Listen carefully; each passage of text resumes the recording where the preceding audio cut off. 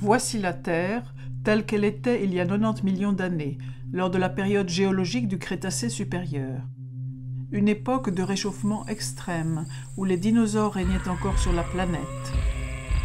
Ils vaquaient à leurs occupations, tout en haut de la chaîne alimentaire, inconscients des changements à l'œuvre. Les continents s'éloignaient les uns des autres, ouvrant d'énormes fissures qui se remplirent pour former des océans. Les algues prospérèrent sous la chaleur extrême, empoisonnant le milieu marin. Elles moururent par milliards et tombèrent au fond des failles. Les sédiments emportés par les rivières recouvrirent les résidus organiques des algues. Avec la pression, la chaleur augmenta, entraînant une réaction chimique transformant ces déchets organiques en combustibles fossiles des hydrocarbures, le pétrole et le gaz naturel. Sur la terre ferme, un processus similaire produisit le charbon. La nature a mis environ 5 millions d'années pour créer les combustibles fossiles consommés en un an. Notre mode de vie moderne dépend de cette ressource fossile qu'un nombre surprenant de personnes imaginent inépuisable. Depuis 1860, plus de 2000 milliards de barils de pétrole ont été découverts. Depuis, nous en avons consommé environ la moitié. Avant d'extraire le pétrole du sol, il faut le découvrir. Au départ, c'était facile et peu coûteux à extraire. Découvert en 1900, Spindletop fut le premier grand champ pétrolier états-unien. Beaucoup d'autres suivirent. Puis, les géologues parcoururent les États-Unis et découvrirent d'énormes quantités de pétrole, de gaz et de charbon.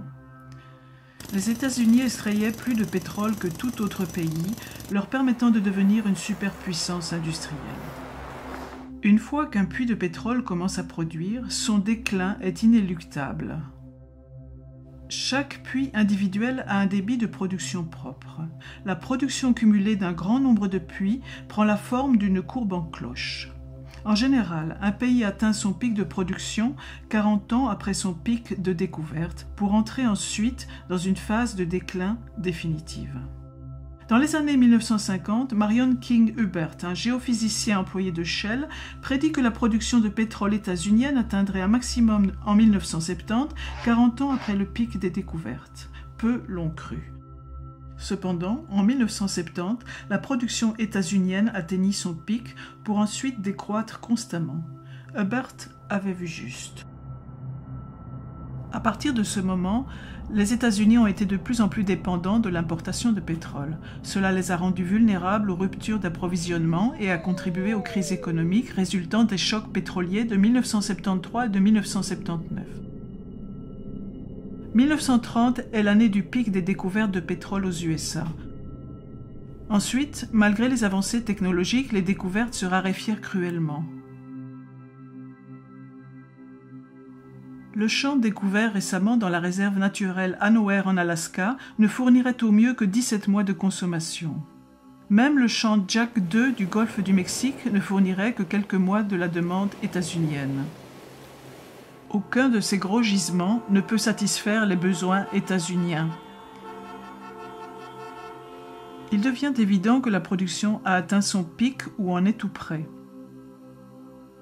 Au niveau mondial, les découvertes atteignirent un pic dans les années 1960. Plus de 40 ans plus tard, la chute des découvertes de nouveaux champs semble inexorable. 54 des 65 pays grands producteurs ont déjà atteint leur pic de production. La plupart des autres vont suivre dans un avenir proche. Tous les 3 ans, il faudrait mettre en production l'équivalent d'une nouvelle Arabie saoudite pour pallier l'épuisement des champs existants. Durant les années 60, 6 barils étaient découverts pour chaque baril consommé. 4 décennies plus tard, l'humanité consomme entre 3 et 6 barils pour chaque baril découvert. À partir du moment du pic de production mondiale, la demande de pétrole dépassera l'offre, le prix de l'essence sera très instable, ce qui aura des conséquences bien plus importantes que le coût d'un plein. Les villes modernes sont dépendantes du carbone fossile. Même les routes sont faites d'asphalte, un produit pétrolier, comme le toit de beaucoup de maisons. De vastes espaces seraient inhabitables sans chauffage durant l'hiver ou sans climatisation en été. L'étalement urbain nécessite la voiture pour se rendre au travail, à l'école ou au magasin. Les villes sont divisées en zones résidentielles et commerciales éloignées les unes des autres, forçant les habitants à se déplacer en voiture. La banlieue et de nombreux habitats ont été conçus sur base du pétrole et de l'énergie abondante. Les produits chimiques issus du pétrole ou composés pétrochimiques sont la base d'un nombre incalculable de produits. L'agriculture moderne est très dépendante des combustibles fossiles, tout comme les hôpitaux, l'aviation, les systèmes de distribution d'eau et l'armée états-unienne qui à elle seule utilise environ 140 millions de barils par an. Sans pétrole, il n'y aurait ni plastique ni polymère indispensables pour fabriquer les ordinateurs, les appareils électroniques de divertissement et les vêtements. L'économie mondiale actuelle repose sur une croissance infinie exigeant toujours plus d'énergie à bas prix. Nous sommes si dépendants des combustibles fossiles que même une petite interruption dans l'approvisionnement peut avoir de grandes conséquences sur notre vie.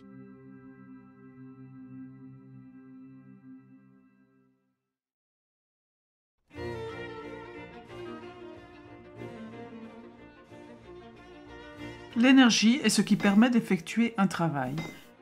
L'États-Unien moyen dispose de l'équivalent énergétique de 150 esclaves travaillant 24 heures sur 24. Les matières qui contiennent cette énergie sont appelées carburants. Certains carburants contiennent plus d'énergie que d'autres, une propriété appelée la densité d'énergie. Parmi ces carburants, le pétrole est crucial. Le monde consomme 30 milliards de barils par an, soit 4 km3 de pétrole dont le contenu énergétique correspond à ce que généreraient 150 réacteurs nucléaires d'1 gigawatt électrique fonctionnant pendant 50 ans. Le pétrole ne génère que 1,6% de l'électricité états-unienne, mais il fournit 96% de l'énergie de tout le transport. En 2008, les 2/3 du pétrole états-unien étaient importés, principalement du Canada, du Mexique, d'Arabie saoudite, du Venezuela, du Nigeria, d'Irak et d'Angola. Le pétrole a des propriétés uniques. Il a une forte densité d'énergie. Un baril de pétrole contient l'équivalent énergétique d'environ 3 années d'un travail manuel. Il est liquide à température ambiante, facile à transporter et utilisable dans de petits moteurs. Pour obtenir de l'énergie, il faut en dépenser. Le truc, c'est d'en utiliser le moins possible pour en trouver et l'extraire. C'est le taux de retour énergétique ou REEI, ratio d'énergie produite sur l'énergie investie. Le pétrole conventionnel est un bon exemple. Le pétrole de bonne qualité et facile à extraire a été pompé en premier. Les pétroliers utilisaient l'équivalent énergétique d'un baril de pétrole pour en trouver et en extraire 100. Le REEI était de 100.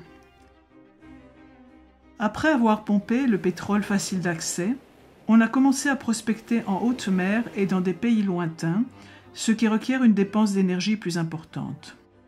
Souvent, le brut découvert aujourd'hui est lourd et sulfureux et est coûteux à raffiner. Aujourd'hui, le REEI du brut n'est que de 10.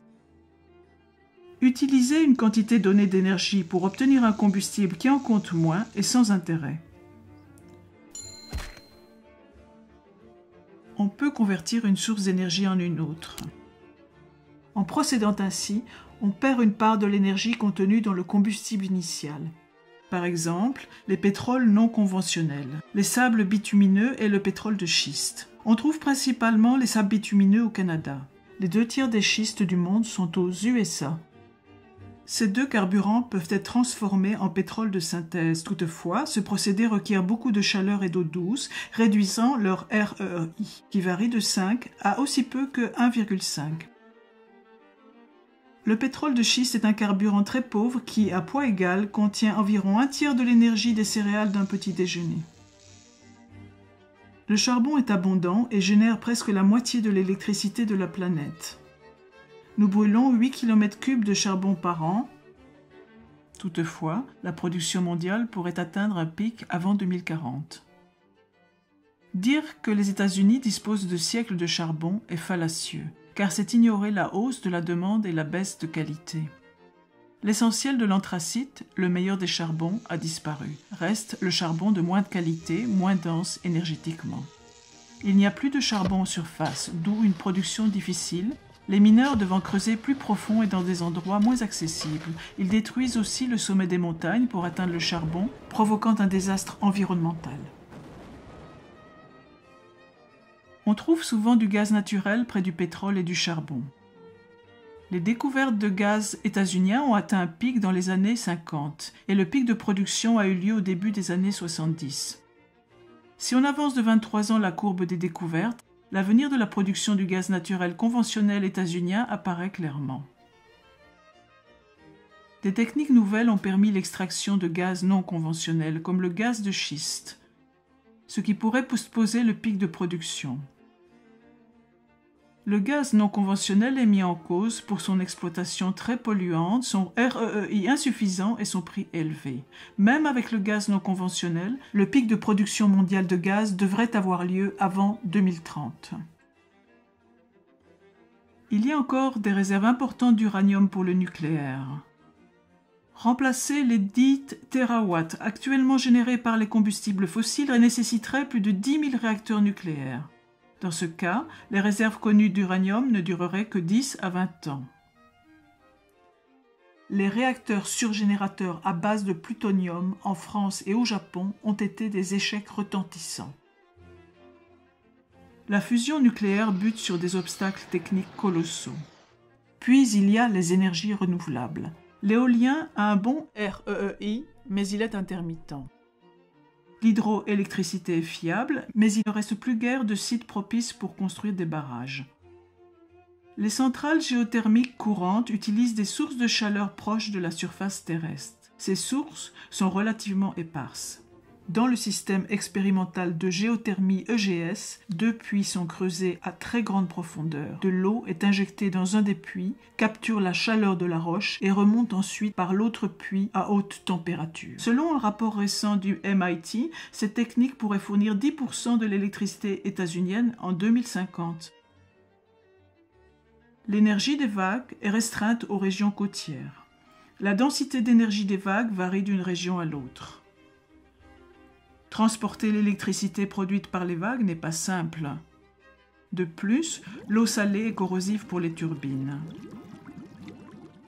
Les agrocarburants sont produits à partir de végétaux. Le bois a une faible densité énergétique et pousse lentement. L'humanité consomme 15 km3 de bois par an. Le biodiesel et l'éthanol proviennent d'une agriculture dépendante du pétrole. Le REI de ces carburants est proche de l'unité. Certains politiciens veulent convertir du maïs en éthanol. Fournir de la sorte le 10e des besoins états-uniens en essence en 2020 demanderait 3% de la surface du pays. Produire ainsi toute l'essence états-unienne en 2020 nécessiterait qu'un tiers du territoire y soit consacré alors que la surface agricole actuelle n'occupe que 19% du sol. L'hydrogène doit être extrait du gaz naturel, du charbon ou de l'eau, ce qui demande plus d'énergie que ce qu'on en obtient de l'hydrogène. Une économie basée sur l'hydrogène est donc improbable. Les panneaux solaires de la Terre entière produisent de l'électricité comme 2 centrales au charbon. L'équivalent d'environ 2,5 tonnes de charbon sont nécessaires pour fabriquer un seul panneau solaire. Une surface de 360 000 km² de panneaux serait nécessaire pour couvrir la demande mondiale actuelle. En 2007, il y avait environ 10 km² de panneaux. Les centrales solaires thermiques ont un grand potentiel, quoique actuellement il y en ait peu en service. Elles ne conviennent qu'aux régions ensoleillées et nécessitent que de grandes quantités d'électricité soient transportées sur de longues distances. Toutes ces alternatives au pétrole dépendent de machines marchandes au pétrole ou requièrent des matériaux à base de pétrole, comme les plastiques. À propos d'extraordinaires nouveaux carburants ou inventions, posez-vous ces questions. L'invention tient-elle la route du point de vue économique? Quelle est la densité énergétique du carburant? Est-il facile à stocker et distribuer? La source est-elle intermittente ou non? Est-ce utilisable à grande échelle? La mise en œuvre technique pose-t-elle des difficultés? Quel est le REEI? Quels sont les impacts environnementaux? Ne vous laissez pas impressionner par les chiffres.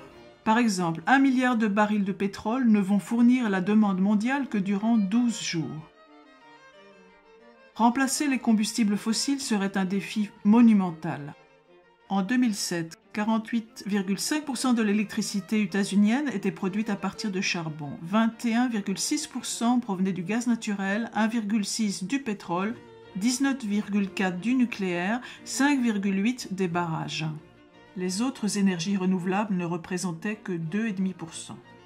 Peut-on remplacer un système basé sur les combustibles fossiles par un patchwork d'alternatives?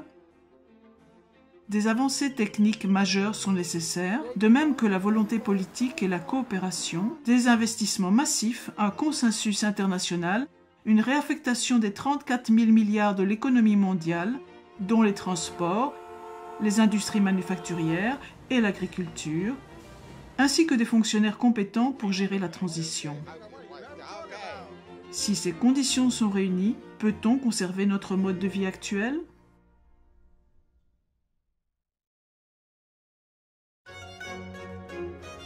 Ces bactéries vivent dans une bouteille. Leur population double toutes les minutes.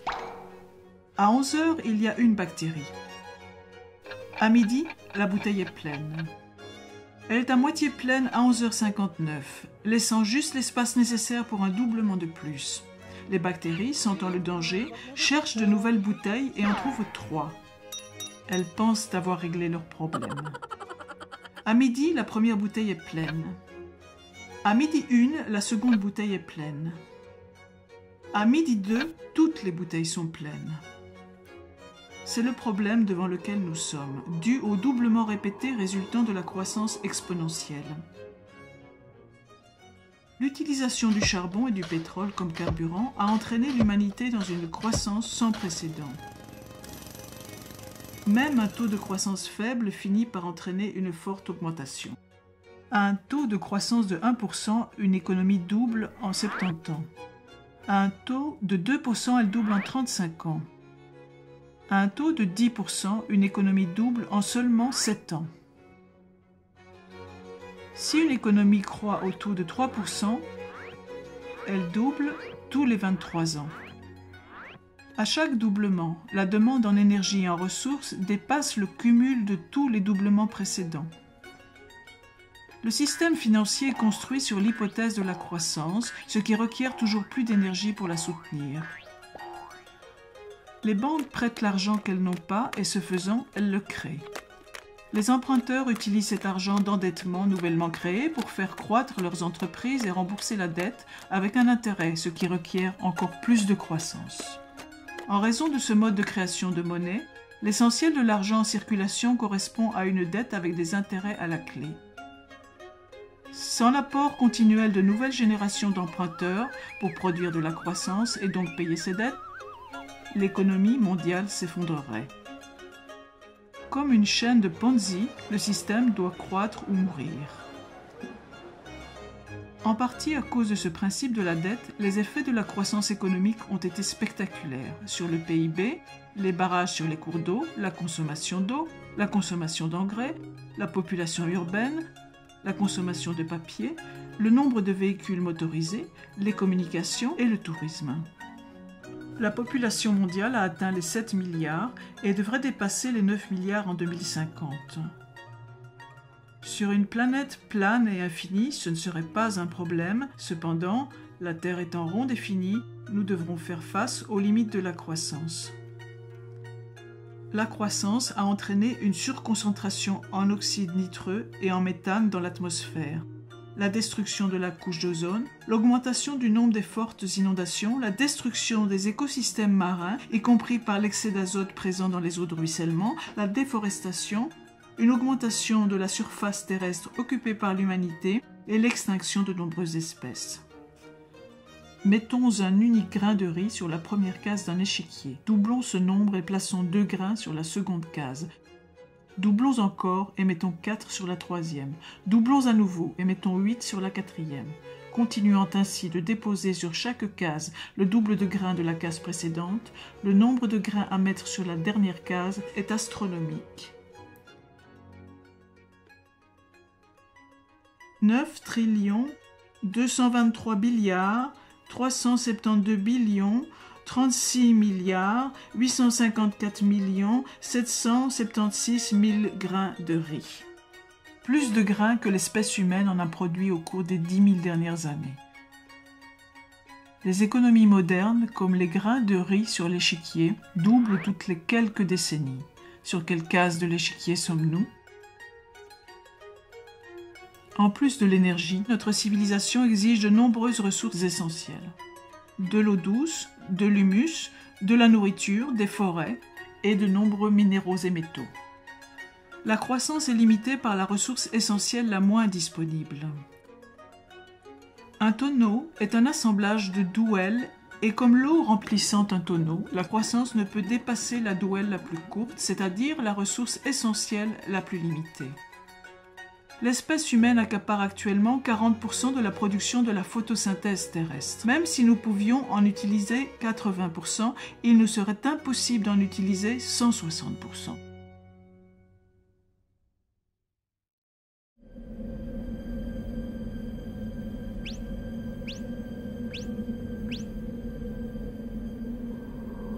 L'approvisionnement alimentaire mondial repose fortement sur les combustibles fossiles. Avant la Première Guerre mondiale, toute l'agriculture était biologique. Suite à l'invention d'engrais et de pesticides dérivés du pétrole, la production agricole à l'hectare a fortement augmenté, entraînant une augmentation de la population. L'utilisation d'engrais artificiels a nourri bien plus de personnes que ce qui aurait été possible avec l'agriculture biologique seule. Les combustibles fossiles sont nécessaires pour l'équipement des fermes, le transport, la réfrigération, l'emballage en plastique et la cuisson. L'agriculture moderne utilise la terre pour transformer des combustibles fossiles en nourriture et la nourriture en population. Environ 7 calories de combustibles fossiles sont utilisées pour produire 1 calorie alimentaire. Aux États-Unis, la nourriture parcourt environ 2500 km de la ferme au consommateur. En plus de la déplétion des carburants fossiles, d'autres menaces pèsent sur le système actuel de production alimentaire. Une énergie peu coûteuse, de meilleures techniques et les subventions ont entraîné une importante surpêche. Les prélèvements mondiaux de poissons ont atteint un pic à la fin des années 1980, forçant les pêcheurs à pêcher en eau profonde. L'excès d'azote des engrais fabriqués à partir de combustibles fossiles a empoisonné rivières et mers, créant ainsi d'énormes zones mortes. À ce rythme, toutes les populations de poissons devraient s'effondrer d'ici 2048. Villes et industries sont la source de pluies acides qui vident le sol de ses nutriments essentiels tels que le potassium, le calcium et le magnésium. Une autre menace est le manque d'eau. Beaucoup de fermes pompent l'eau des aquifères souterrains pour l'irrigation. Un aquifère a besoin de milliers d'années pour se remplir, mais peut être asséché en quelques décennies, tout comme les puits de pétrole. Aux États-Unis, l'aquifère géant d'Ogallala a atteint un niveau si bas que de nombreux agriculteurs ont dû revenir à une agriculture sèche, moins productive. De plus, l'irrigation et l'utilisation d'engrais peuvent entraîner la salinisation, l'accumulation de sel dans le sol. C'est une cause majeure de la désertification. Une autre menace est la perte d'humus. Il y a 200 ans, il y avait 1,8 m d'humus sur les prairies états-uniennes. Aujourd'hui, en raison du labourage et de pratiques inappropriées, environ la moitié de l'humus a disparu. L'irrigation favorise le développement de la rouille noire. Ce champignon pourrait détruire 80% des récoltes de céréales du monde. Selon Norman Borlaug, le père de la Révolution verte, la rouille noire a un immense potentiel de destruction sociale. L'utilisation d'agrocarburants signifie que moins de terres seront disponibles pour l'agriculture nourricière. Toute surface a une capacité de charge limitée. C'est le nombre d'animaux et d'êtres humains qui peuvent y vivre indéfiniment. Si une espèce dépasse la capacité de charge de cette surface, son nombre d'individus diminuera jusqu'à revenir sous les limites naturelles. L'espèce humaine a écarté cet obstacle en exploitant de nouvelles terres et en augmentant la production à l'hectare, principalement grâce au pétrole. Poursuivre la croissance nécessite plus de ressources que ce que la Terre peut fournir, mais aucune nouvelle planète n'est disponible. En plus de tous ces défis, d'ici 2050, la production alimentaire doit doubler pour nourrir une population mondiale croissante.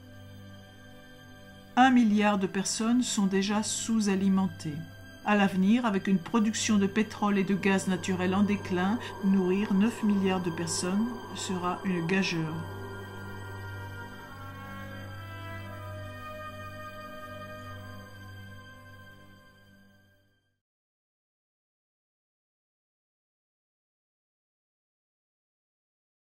L'économie mondiale croît exponentiellement à environ 3% par an, consommant toujours plus de carburants non renouvelables, de minéraux et de métaux. Même chose pour les ressources renouvelables comme l'eau, la forêt, le sol et le poisson, consommées plus vite qu'elles ne se renouvellent. Même à un taux de croissance de 1%, l'économie aura doublé dans 70 ans. D'autres facteurs aggravent le problème. La mondialisation permet aux gens d'acheter des biens et de la nourriture produits à l'autre bout du monde. Les lignes d'approvisionnement sont longues, mettant la pression sur une ressource pétrolière limitée. Nous dépendons de pays lointains pour nos produits de première nécessité. Les villes modernes sont dépendantes des carburants fossiles. L'essentiel du système bancaire repose sur la dette, entraînant les gens dans une spirale de prêts et remboursements, engendrant la croissance. Que faire face à tous ces problèmes? Beaucoup croient que la crise peut être évitée par les économies d'énergie, la technique, la croissance intelligente, le recyclage, les voitures électriques ou hybrides, la substitution ou le vote. L'économie d'énergie vous fera économiser de l'argent, mais elle ne suffira pas à sauver la planète. Si certains abaissent leur consommation de pétrole, la diminution de la demande réduira les prix, permettant aux autres de l'acheter à moindre coût. De la même façon, un moteur plus efficace utilisant moins d'énergie va paradoxalement entraîner une hausse de l'utilisation d'énergie. Au XIXe siècle, l'économiste anglais William Stanley Jevons observa que de meilleures machines à vapeur ont fait du charbon une source d'énergie plus intéressante, entraînant une hausse du nombre de ces machines et donc de la consommation de charbon. La croissance de l'utilisation consomme toute énergie et ressources économisées.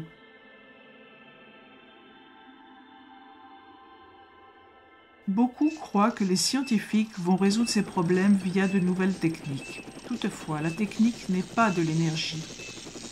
La technique peut transformer de l'énergie en travail, mais ne peut pas la remplacer. Elle aussi consomme des ressources. Par exemple, fabriquer un ordinateur nécessite le 10e de l'énergie requise pour fabriquer une voiture.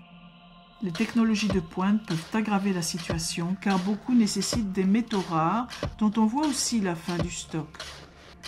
Par exemple, 97% des terres rares de la planète sont extraites en Chine, la plupart d'une seule mine de Mongolie intérieure.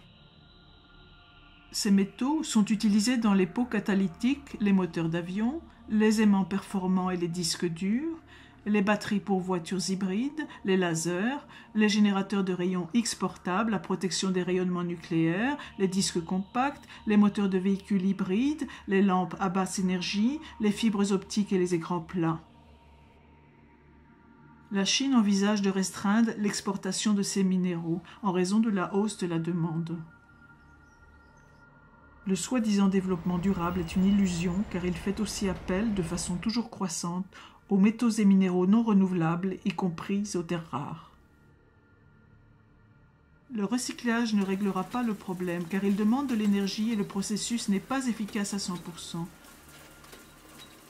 On ne peut récupérer qu'une fraction des matières recyclées. Une grande partie est perdue à jamais comme déchet. Les voitures électriques nécessitent de l'électricité. Comme la plus grande part de l'électricité est générée à partir de combustibles fossiles, ce n'est pas une solution. En plus, la fabrication de toute voiture consomme du pétrole. Chaque pneu nécessite à peu près 25 litres de pétrole. En 2010, il y avait environ 800 millions de voitures dans le monde. Au rythme actuel de croissance, ce chiffre devrait atteindre 2 milliards en 2025. Il est peu probable que la planète puisse supporter autant de véhicules, quelle que soit leur source d'énergie. Beaucoup d'économistes croient que le marché libre va substituer une source d'énergie à une autre grâce à l'innovation technique. Toutefois, les principaux substituts du pétrole n'échappent pas aux limites. De plus, passer d'une source d'énergie à une autre nécessite du temps. Le rapport Hirsch du département américain à l'énergie estime qu'il faut au moins 2 décennies pour se préparer aux effets du pic pétrolier. Les problèmes du manque d'énergie, de l'épuisement des ressources, de la perte de l'humus et de la pollution sont tous des symptômes d'un unique problème plus fondamental, la croissance. Tant que notre système économique demandera une croissance infinie, aucune réforme ne sera possible. Dans ce cas, de quoi le futur sera-t-il fait? Les optimistes croient que la croissance durera indéfiniment, sans limite. Les pessimistes pensent que nous allons vers un nouvel âge de pierre ou vers l'extinction. La vérité est peut-être entre ces deux extrêmes. Il est possible que notre société retourne à un état plus simple, dans lequel la consommation énergétique serait bien moindre. Cela signifie un autre mode de vie pour beaucoup, plus de travail manuel, de travail agricole et de production locale de biens, de nourriture et de services. Comment se préparer à un tel futur éventuel? Attendez-vous à moins de nourriture et de biens venant de loin? Redécouvrez la marche et le vélo? Habituez-vous à utiliser moins d'électricité? Débarrassez-vous de vos dettes? Évitez les banques? Court-circuitez la grande distribution? Soutenez les entreprises locales? Achetez vos aliments directement aux paysans locaux. Pourquoi ne pas remplacer votre pelouse par un potager? Apprenez à conserver vos aliments. Envisagez l'utilisation de monnaie locale au cas où le système économique s'écroulerait et développez une plus grande autosuffisance. Ces mesures ne permettront pas d'éviter un effondrement, mais elles amélioreront nos chances dans un futur où l'énergie sera comptée, où nous devrons être plus autonomes, tout comme nos ancêtres l'étaient.